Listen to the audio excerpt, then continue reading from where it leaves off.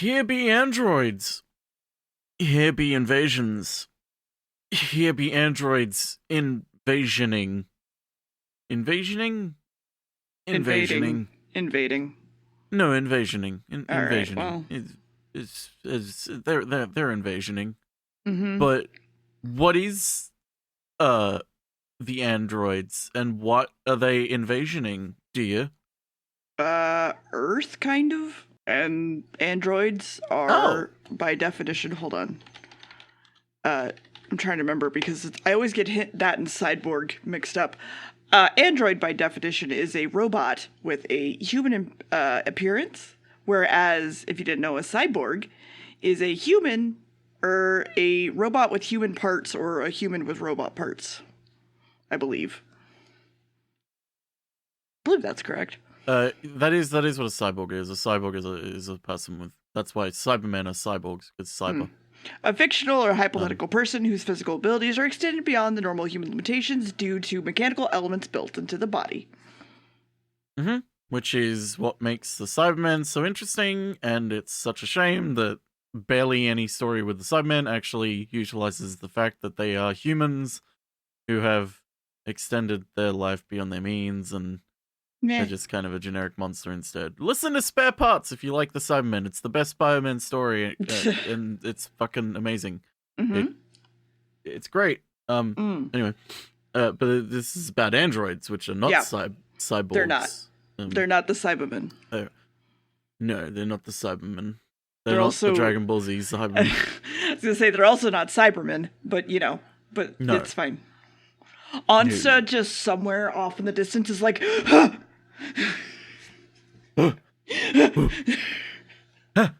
Anyway, so there's a man in a beret walking through the woods. He's probably an android because his arm's like twitching.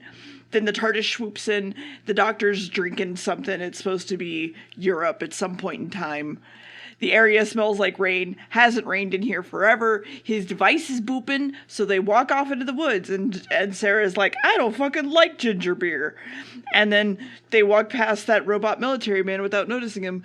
But then they run into 4 men in weird white suits, and they go, hi, but then the men in white suits point their gun fingers at them and shoot them with actual gun fingers. Like with actual bullets.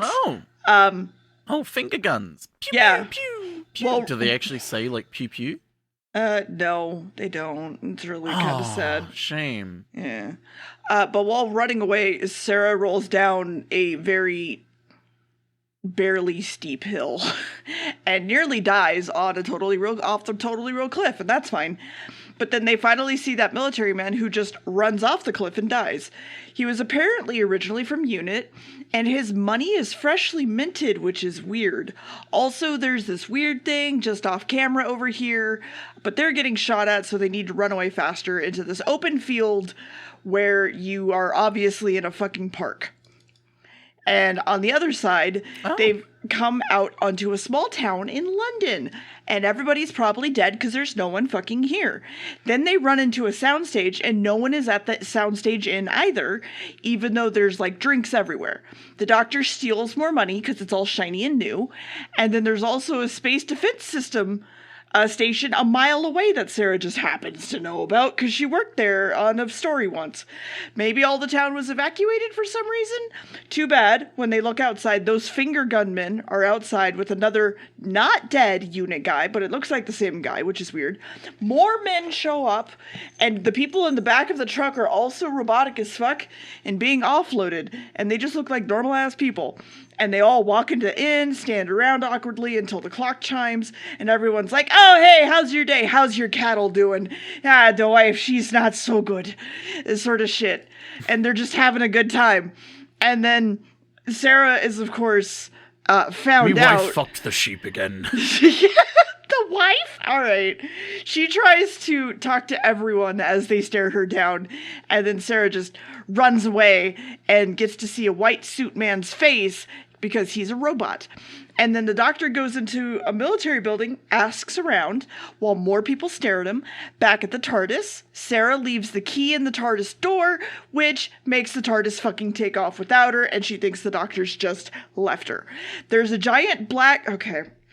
They look like when poop falls out of an airplane. They literally do. But Yeah, kind of do. But it's basically just like a giant black peanut shaped thing that's behind her opens up and someone grabs her leg, and it's another stiff who again tries to choke her out. Cut to some real people talking about how things are going wrong. This dude has an eye patch. You know he's legitimate because of that. The doctor also walks by and finds the Briggs room, but there's no Brigadier. And eye patch is like, I have a gun. Who the fuck are you? And the doctor's like, I know the Brigadier. You're not the Brigadier. I'm the doctor. And the eye patch is like, oh, I know you. You're the doctor. And they're like, yeah, but I still am keeping you at gunpoint.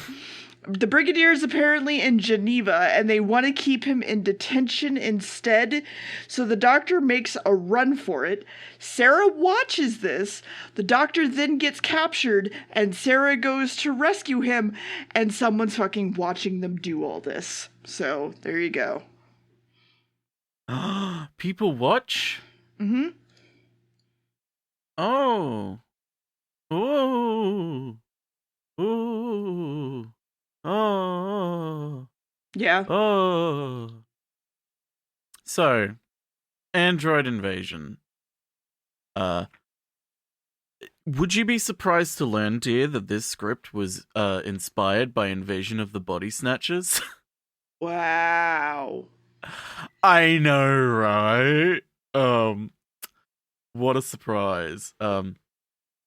This Terry Nation wrote this, dude who wrote the Daleks, basically all Dalek stories nearly, even though most of the time, as time went on, he would write the initial script and then someone else would come in and punch it up and make it actually, decent. Because he kinda never improved his scripts from, to fix problems that he kinda inherently had with them. Are you saying Terry Nation is maybe not a great writer? I think he was an incredibly creative man, and he wanted to write interesting stories with messages, but he didn't know how to write an interesting story, really, and he only ever knew how to write one Dalek story. So creative guy, bad writer. Really creative, but in terms of putting that creativity into writing, in my opinion, not the best. It's why a lot of his scripts tend to come off like they fit the 60s era, because the 60s is a lot more of a slower era, a lot more low budget than the 70s, even though the 70s still was low budget, but it's like, they have location shooting, they're out in quarries a lot more, that sort of thing. They're able to do a little bit more, and it doesn't have to be sort of people standing around in really small sets, which is why the two stories that he wrote that weren't Dalek stories, this one and The Keys of Marinus, which, if you remember that one, I remember you actually liked that one.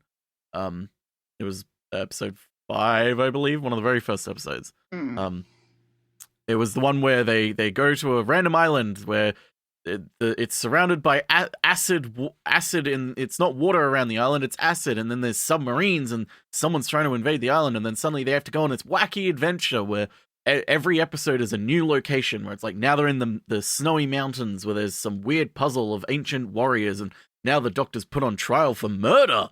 It's like, okay, things are happening in each episode, and it's a different thing each episode, so it's not actually boring. It actually really did a good job of recognizing the flaws of the 60s and kind of working around them. But this one doesn't recognize how an episode kind of is made in the 70s, and it has a few flaws with its writing in that it's not good. It tries, but it's ultimately just not that good. But it's not entirely his fault. Philip Hinchcliffe, the producer, has gone on record as basically saying, he admitted that the whole unit aspect of this episode was completely handled awfully. and he hates the delivery of the aliens' lines behind their masks. It sounds dumb. Terry Nation also kind of didn't really like the story in the end. He said he felt that it was a nice idea with an intriguing mystery, which I agree, but he felt like the end product didn't quite fulfill his vision, which, I mean, yeah, that's partially his writing and partially just it was not really that much interesting of a story to be 4 episodes worth. What? If it was 2 episodes, it would have been great. No, you don't know. Yeah, I mean, it is a problem where there's a mystery, but the minute the mystery's like wide open and you know what's happening, it's like, okay, now resolve it. Now resolve it. Now resolve it. Mm-hmm. Barry Letts, who directed it, if you remember, he was also the showrunner, producer of the Third Doctor's era. He liked the script, tried to make it look pretty, and was pleased that Terry Nation had come up with something different, because, you know, he was kind of always annoyed that when he asked for a Dalek script, he basically got the same story every single time. He also liked the aliens that appear in this episode, and wondered why they never made a reappearance, because, shock and horror, they don't show up ever again. They show up in an audio play, that Big Finish have done, which is a pretty decent one, but kind of spoiler for it, they're not even the main antagonists in it. They're used as patsies, as a fucking diversion. So it's like, even when they're brought back, they're not used in a way that is like respected. Yeah, this episode's kind of it's not terrible. It's just kind of a dud, but it's not terrible. I don't hate that it exists, but I don't ever want to rewatch it. But what happened in part 2, though, dear? Tell us what happened in the rest of this kind of episode. Now that I've told everyone that it's kind of and they've all clicked off the episode. Well, iPatch has asked what the fuck is going on, because some alien is calling down to him, I think. And he looks like he's covered in oatmeal and chainmail. Sarah and the Doctor are hiding in a storage cupboard. Sarah tells the Doctor about how Crayford was on a ship that was just lost in space. That's iPatch dude. iPatch wants to kill the Doctor. Alien does not. Alien's like, I got more tests to run. It's fine. Sarah and the Doctor find Benton, but he's also fucking robot brainwashy. Good thing the kill order has been removed on them. Just like in the nick of time, so everybody's good. Then Sarah and the Doctor run away, out of the building, and then when everybody goes to chase them, they run back into the building to confuse everybody. And the Doctor thinks something is controlling all the humans for miles around. While running away, Sarah trips, hurts herself because woman. Unit is chasing the fuck out of them with Rottweilers now. Spoilers, you wouldn't chase them with Rottweilers. Anyway, there was a whole thing in the commentary. I was like, they wouldn't do that. They would. Yeah, talking about dogs. If you watch Red Letter Media and watch their Best of the Worst series, we brought it up where it's like, what was that Halloween movie that they watched where like they did basically the same scene where it's like the villain has dogs chase after the hero and they're movie, like the sweetest movie, so the dogs. But they're fucking golden retrievers in that movie. Yeah. And it's like golden retrievers are not hunting dogs. Like, it's like, oh no, they're gonna get smothered, they're gonna get licked to death. Oh no. They're gonna get loved to death. Oh no. It's like their tail is gonna hit them in the leg so hard it maybe bruises a little bit. Oh. At least in this one, it's like, I mean, it's Rottweilers, if you know like I the get dog, it, but yeah, that's not the Rottweilers point. is like, if you know the dog, you know they're not like that. But it's like, if you don't and you just see what they look like, it's like, oh, that looks like a vicious dog. Oh yeah, which, I mean. Yeah, no. Let me clarify. Rottweilers are very scary. They were bred to be very scary. The whole thing is that police dogs are made to be very fast and very strong. A Rottweiler is very strong. They're not really fast. They're not fast. They are not fast. They're very stubby. You would see like a Doberman or a Malinois or a German Shepherd, but that's beside the point. Yes. I talk way too much about dogs. Anyway, if you have known me for any period of time, I have talked about dogs for hours. Anyway, the doctor... Don't worry, you'll get to talk about dogs a lot more in a few more episodes. Oh, I just remembered why. Oh, no. You have no idea why. No, I do. You know, it ends with a 9. Anyway, the doctor is sitting underwater to throw them off, and Sarah, like an idiot, climbs down from the tree that she was put in while the dogs are running back, and she starts, like, limping away. So they, like, capture her, of course. So now she's dead, of course. Oh, by the way, Harry is here and is now torturing Sarah with flashing lights and disco. And the doctor is trying to find a phone, but nothing works. So he's like, okay, Mr. Bartender, let's play darts. Wait, this dartboard is brand new. Everything is very confusing. And then, I forgot I called them this. The California Raisins are still arguing about the experiment. And the calendar says it's only July 6th. Even when you pull off a new page, it's still July 6th. It's the only day you need. I want you to know... The one thing that I do really like about this episode, and it's not really related to this episode, it's the fact that, like, on July 6th every year, people will still post a photo of it saying, like, you can only post this today. Like, you can only retweet this today. Oh, yeah. Like, that's neat. I like that That's there's fair. still some, like, memes you can make out of this. Yeah, it makes no sense. Mm-hmm. Why would like... Okay, I'm gonna break real quick just to like complain about like the thought behind this, because it's like, okay, let's think about this for a second. They've made this something's happened to this village. It's very clearly not correct. So it's like, okay, what is it then? It's like, okay, it's a spoiler recreation of the village somehow. Okay, why does the calendar have the same date on it? Like, like it's a sort of thing of like, is it just like, you could argue maybe it's to save resources of like, because like, okay, a computer having to render each day on a piece of paper would be challenging, because it would use a lot more processing power, whereas putting the same date on it and just copy paste would be easier. But just don't make a calendar.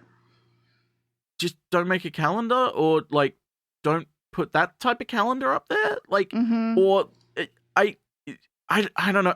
I mean, it's a really, really dumb nitpick to make, and I know it is, and it does not like it's not the reason why this story is kind of annoying to me, but it's like. It's sort of the thing of like, you know what? While we're here, I'm going to nitpick this. While we're here, what the fuck? Yeah, kind of. Also, yeah. Actually, keep going. I'll wait till you finish the episode. Yeah. So the bar gets a call. It's Sarah. She talks to the doctor about how she's run around and gotten away. She's obviously totally telling the truth. The androids are really a really, really good weapon, but like, what if they were reprogrammed? That wouldn't be good. And so they're like, let's make a new android using Eye Patch Guy. And the doctor runs his way to the store, and he sees Sarah there and tells him about the operating room and stuff. And he's like, here, would you like some fucking ginger beer or whatever the fuck? And she's like, oh yeah, I fucking love it. And the doctor's like, fake. And the doctor is like, oh, I've figured it out. What could these aliens even be afraid of? Like, they seem like they're afraid of something. Meanwhile, cut to the aliens putting eye patch in a disco machine and make 100% hostile robot, but it tries to run off and just gets killed, proving that everything is okay because they have guns that can kill them. That's totally okay. The doctor is confused why the TARDIS is gone. He's like, it's not meant to operate on its own.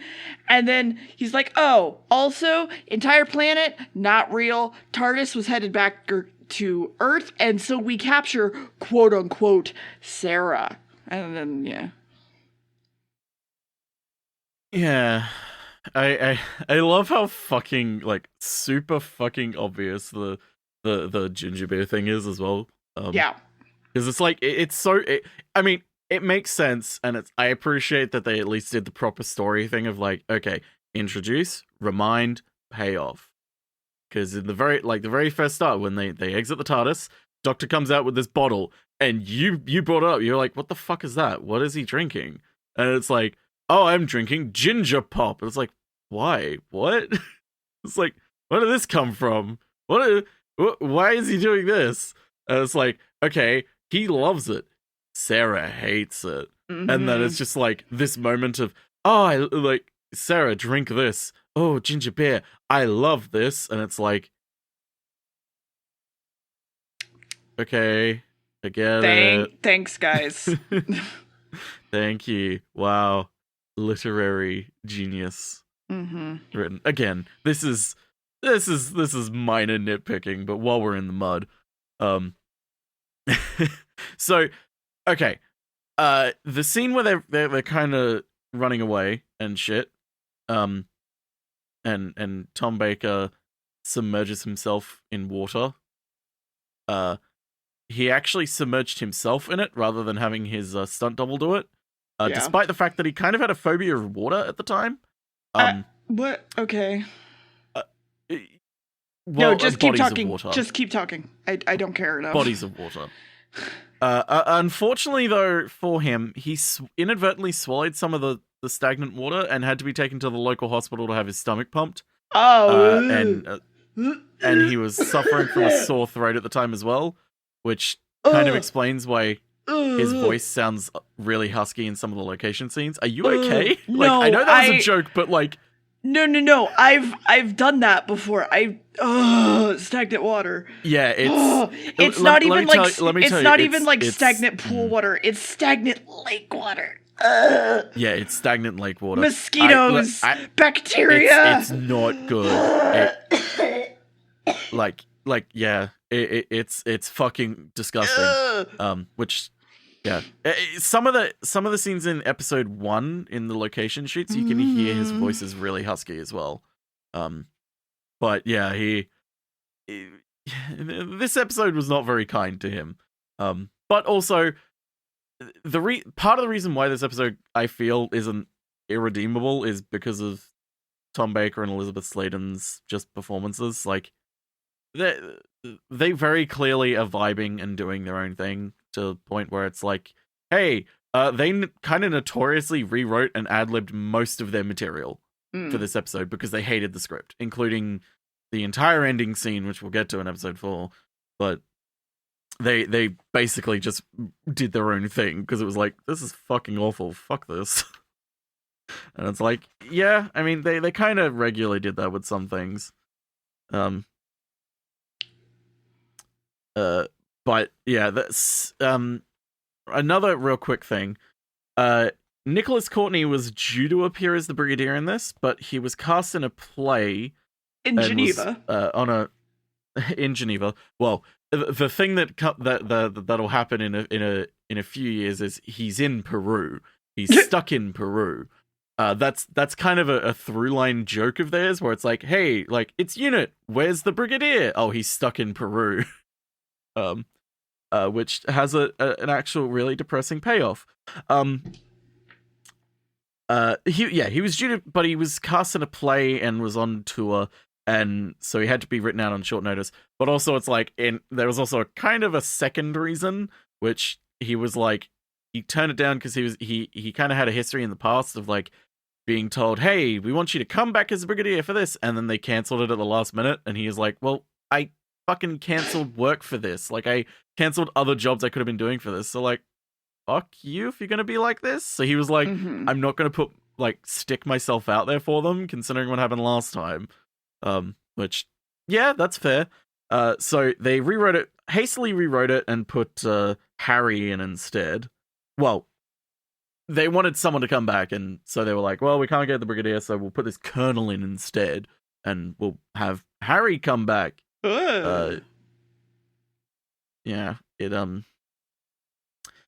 it's a thing anyway.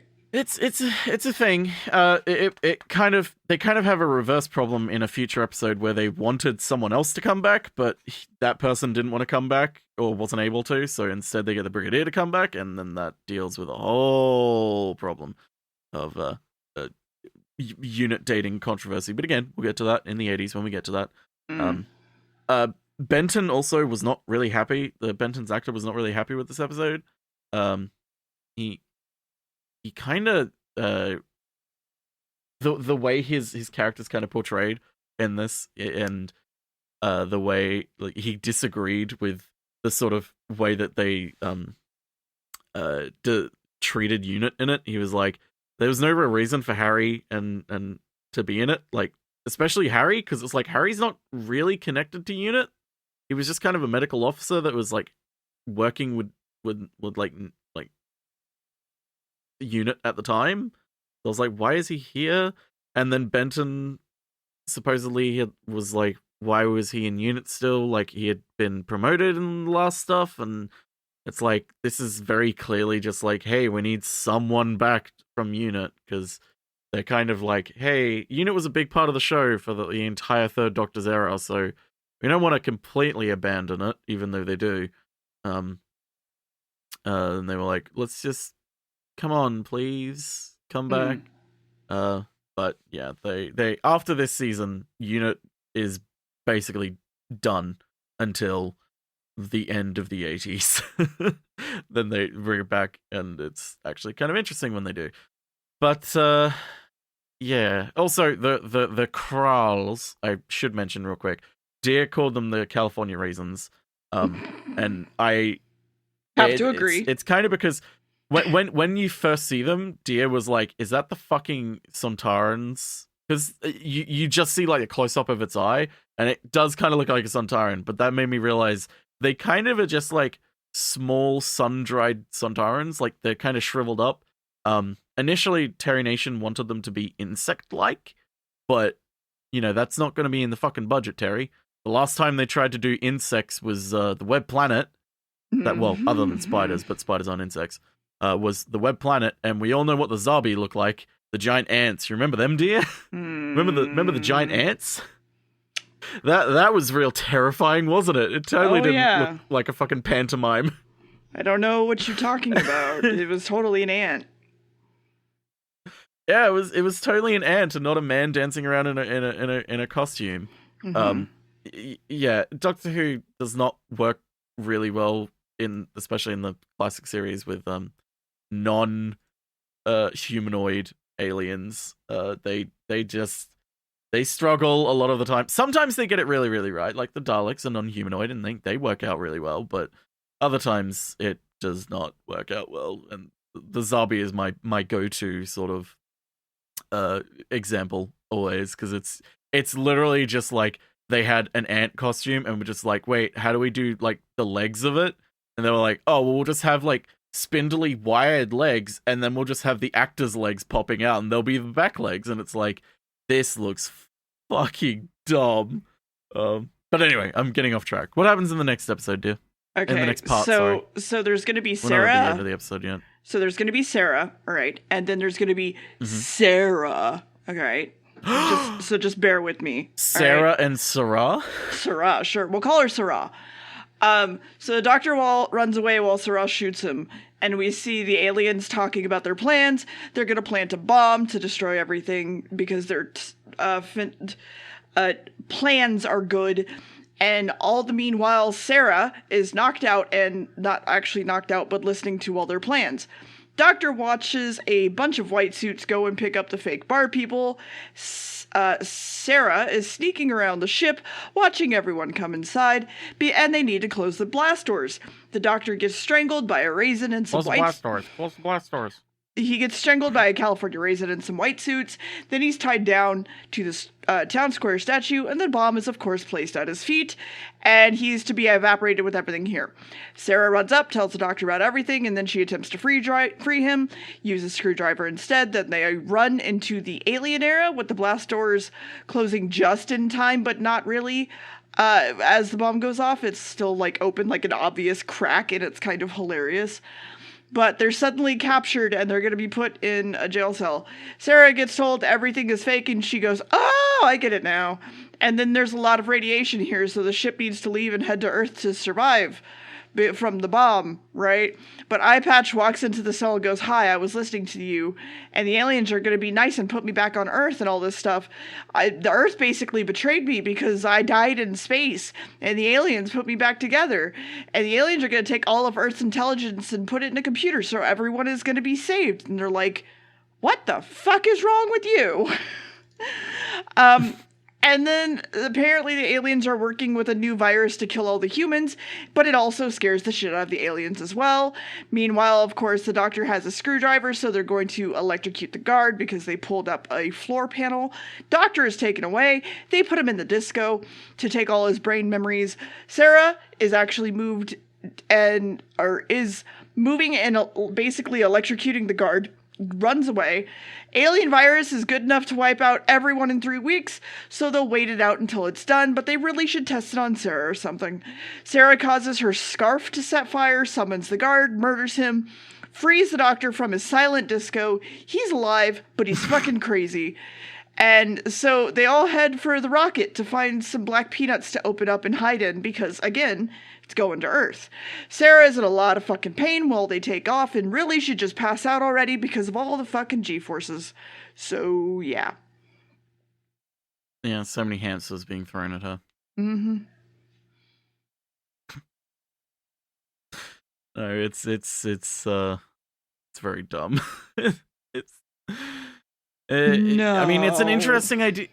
Again, it's the sort of thing where it's like, it's an interesting idea of like, oh shit, this entire place is a recreation, and like, this is just it's funny because they kind of reuse this concept in another episode in the new series of like, wait, this isn't actually Earth, this is a recreation of Earth, and it's like, a practice run for an invasion of Earth. Oh god, we have to get to Earth and warn them about this invasion that's about to start. And it's like, I mean, that episode still isn't that great either, but I mean, it's a lot better than this because it isn't dragged out, and they focus on the right elements of what makes it interesting, which is A, the mystery, and B, the whole we need to get to Earth doesn't last 500 million years. Yeah. Like it takes forever for them to get to Earth on this and deal with it. But yes, this goddamn episode. Originally, a key plot element of this was that the androids were in fact mirror images of the people they were imitating. And this was how the Doctor would have deduced that Sarah was actually a robot.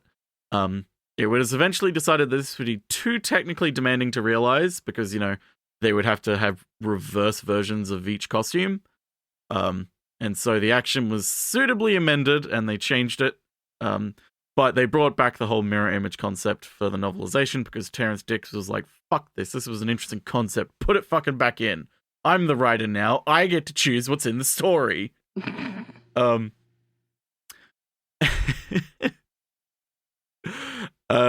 Harry also, Harry's actor Ian Marta also was kind of upset with this story because he was like, it's kind of, because this is absolutely, I'll tell you right now, this is the absolute last that he appears. A, because they just don't write any more stories with him, and B, because unfortunately he died a few years later from complications with diabetes. And he was kind of just like, I would have preferred it if like Harry had died trying to save Sarah instead of just what really happens, which is just he kind of just exists and just peters out. It's just that's it.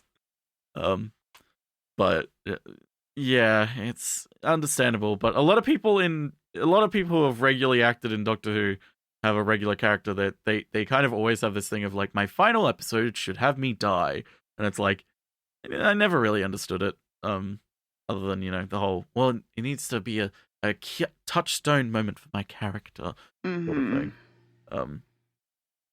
But yes, it's frustrating. but a lot of stuff was cut from the episode still, mainly for timing reasons of timing of the episode and also just filming, running out of time filming. One of them was a scene which would have explained how the Doctor reactivates his android duplicate, which he does, because as it sees at the end of this part, it reveals, oh wow, they did make a duplicate of the Doctor, as well as accounting for what happens to the invaders, because you kind of like it kind of ignores what happens to them after a certain point. It's just like they're gone. And it's like, what? Okay.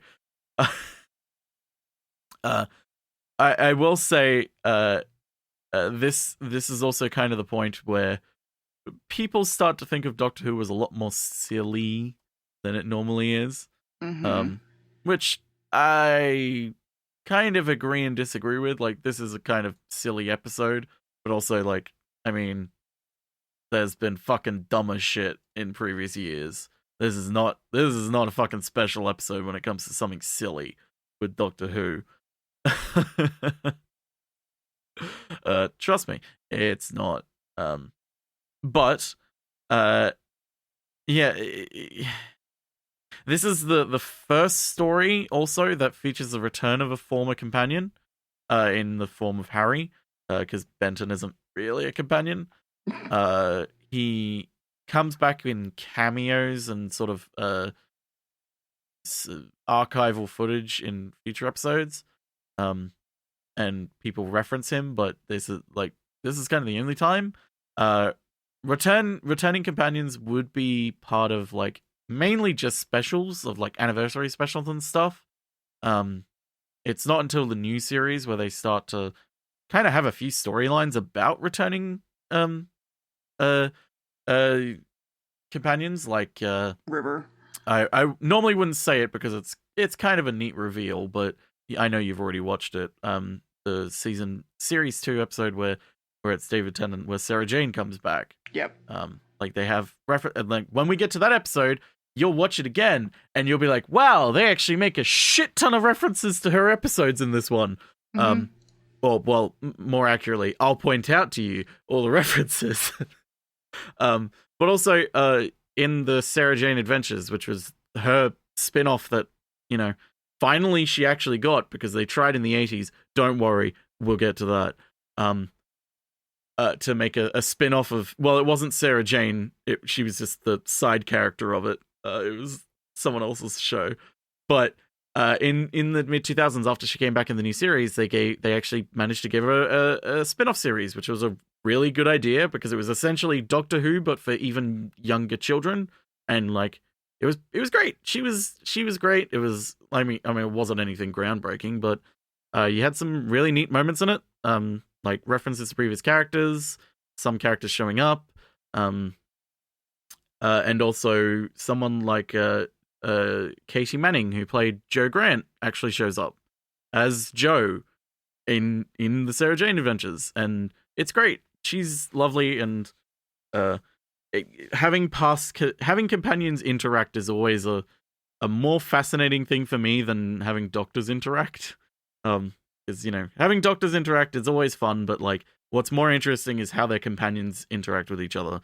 And a lot of the time it's kind of overlooked in the TV show. It's more in extended media where they actually consider like, hey, it's kind of important how the companion would react to a completely different iteration of the Doctor. Especially certain iterations. But yeah, this story is very, very weird. I will note real quick, other names for it, or other working titles for it were The Kralls, The Krull Invasion, and The Enemy Within. Supposedly a working title for, a rumored working title for it was Return to Sukanan, but that's also not really a true rumor because it was actually the title of another story that Terry Nation submitted, I thought but the title got was abandoned. The Return to Succades. Oh, Succades. Mm-hmm. Isn't that philosopher? God damn it. But Yeah, that script got abandoned. I presume that Big Finish will probably find that script and make a story out of it someday, though. So look out for Return to Succadees someday in Big Finish's catalog. But yeah, what happens in the final part, dear? Give me a second. Holy shit. Oh, okay. So Sarah passed out and everyone is okay because, there were a lot of G's. However, there's another doctor off in that black peanut to the side. So he's the doctor, right? We'll go with that. But Sarah and the doctor are going to climb into Peanuts to get to Earth first before the ship does and then warn everybody.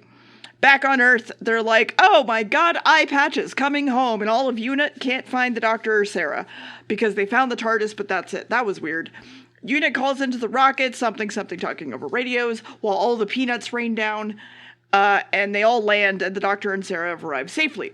The ship is still heading back to Earth. Everyone's all excited. Sarah has found the TARDIS, even if it still has the key in the door, so it arrives safely. Too bad there's another peanut nearby, and it's the Doctor, of course, and also fake Sarah.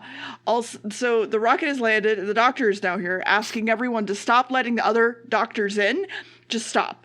And the Doctor stops Harry, and then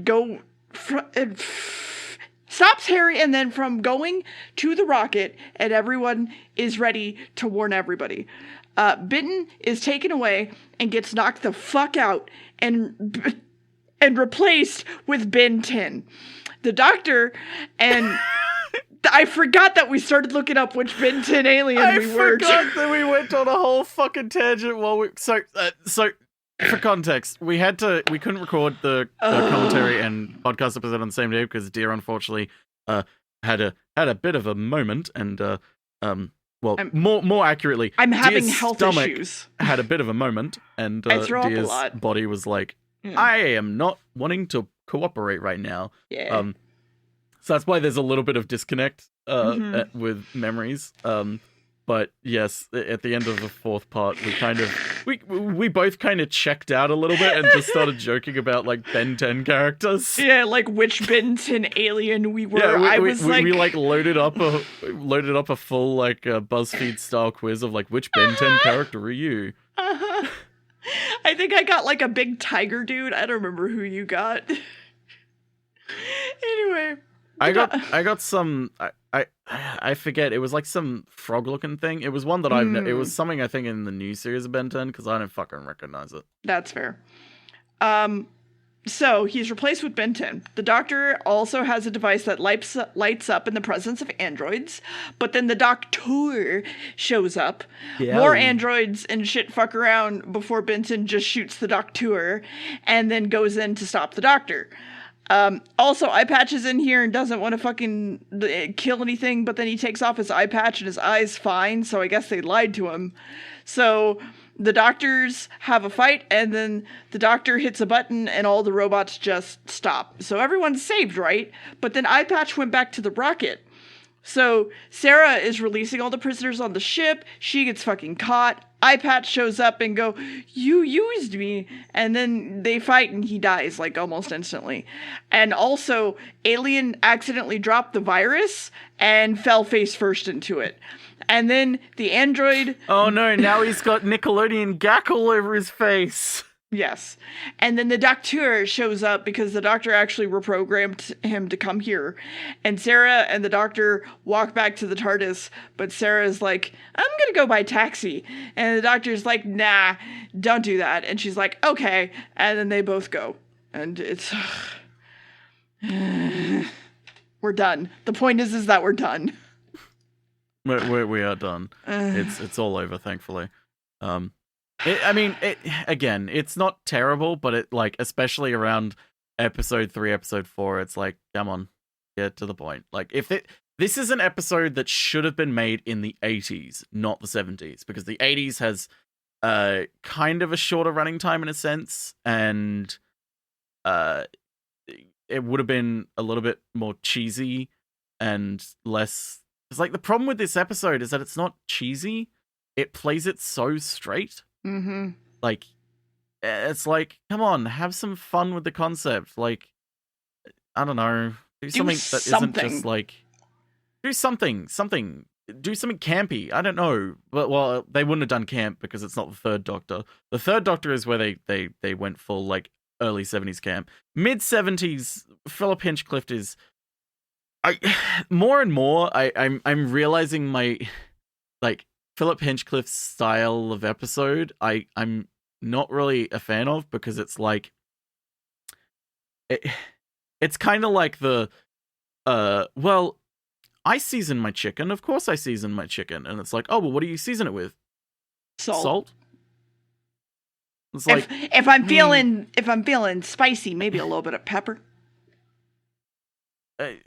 It's like, I mean, I guess that counts, but like, you could have done something fun with it. It's like, I mean, in the early 70s, they were fucking like having elements of Buddhism and spiritualism, and you know how to policy if every story has to have a message underneath it, which I appreciate the Third Doctor's era a lot more than I do the Fourth Doctor's era, basically because of that sole reason, because it was like each story, even if it was kind of boring, had a point to it, had something that it was like trying to strive towards, whereas like this episode and like the Planet of Evil, especially, those types of episodes in this era are kind of just like, what's the point of this episode? Like, it's like, oh, well, it's just a romp of fun. It's like, it doesn't feel like fun. It feels like you're just meandering until the end of the runtime.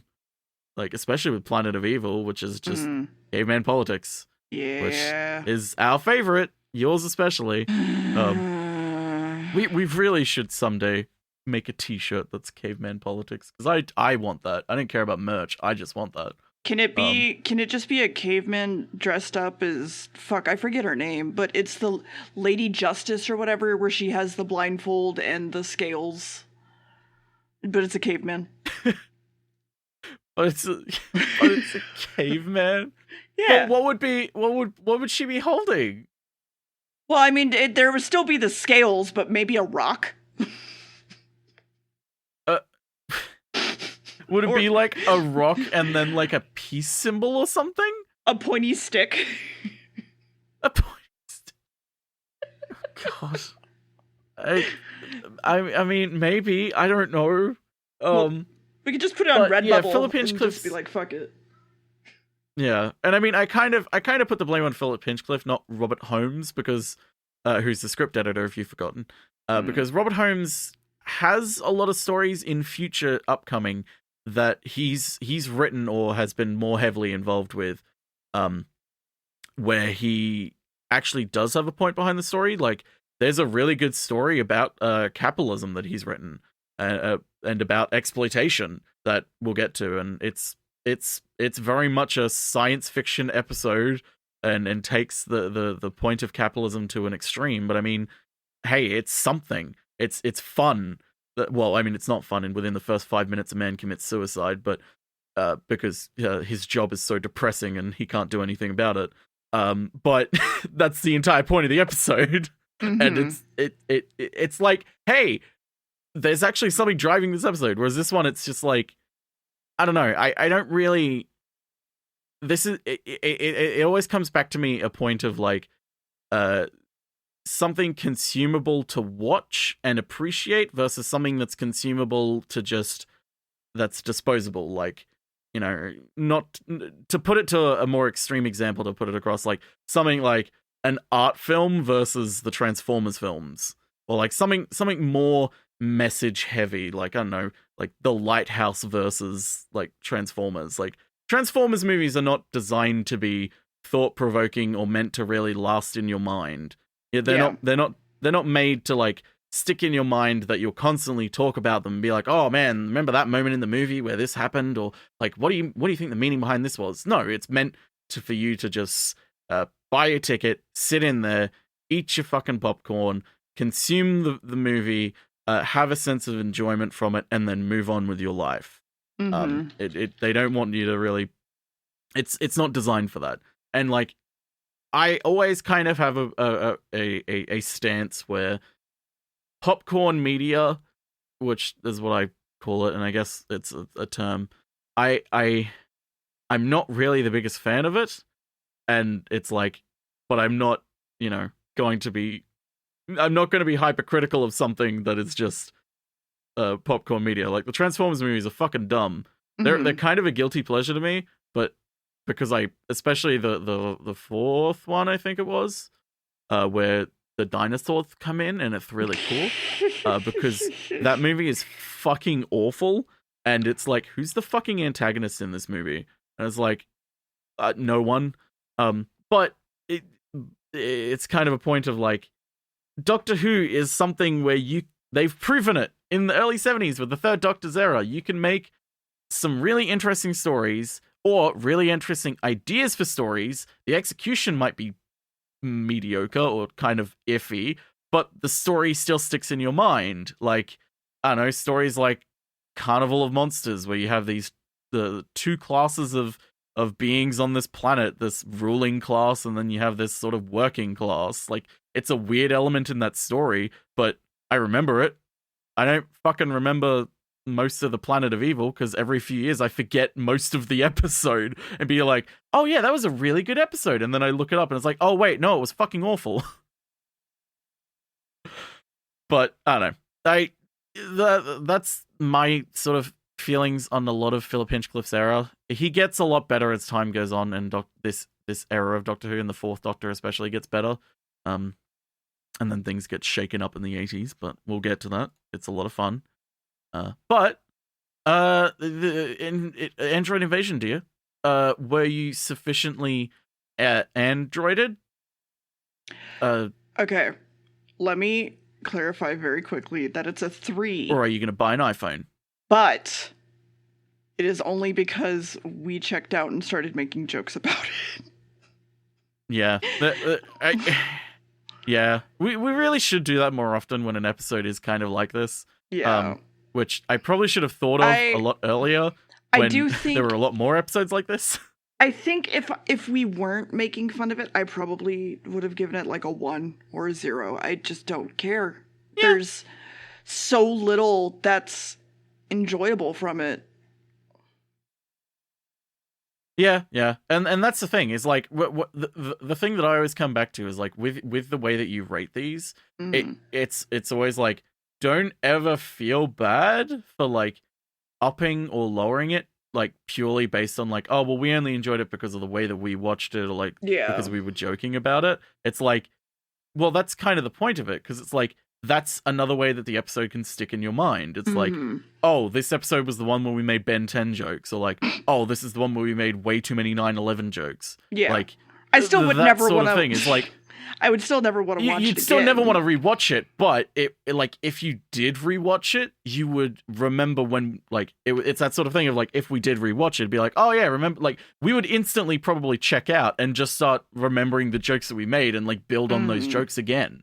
Like, it's that sort of thing of like, it is the experience of watching this, and it's like it's flipping that switch from, hey, we need to think about this episode and analyze it, to flipping it and going, there is nothing to analyze here. Fuck it, we're just gonna consume it like a product and just joke about it. And that's the thing, is like, that's a legitimate reason to like bump something up, in my opinion. Anyway, so I forgot to do this last time, I think, because we set it up in Pyramids and then Mars, we instantly I completely forgot to. Listen, I was very tired when we recorded the last episode. It's fine. But anyway, the next episode, so it's four words long.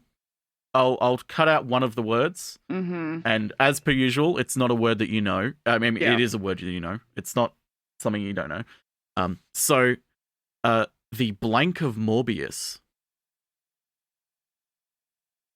The blank of Morbius? What the fuck is Morbius? The real question is, who is Morbius? And the answer is a criminal. But we'll get to it. The prosecution. Oh, no. The judgment. No. Let me tell you, he's a criminal who has been dead a long time. Oh. Supposedly the resurrection. dead a long time. I mean, it's kind of about that, but that's not what the word is. Do you want a hint? Sure. It's an organ. Heart. Ooh, other one. Brain? Brain of Morbius. All right, well. That's right. We're going Psychonauts, baby. Woo! Oh, that would have been fucking amazing if it was, but I mean, my God. Psychonauts didn't exist back then.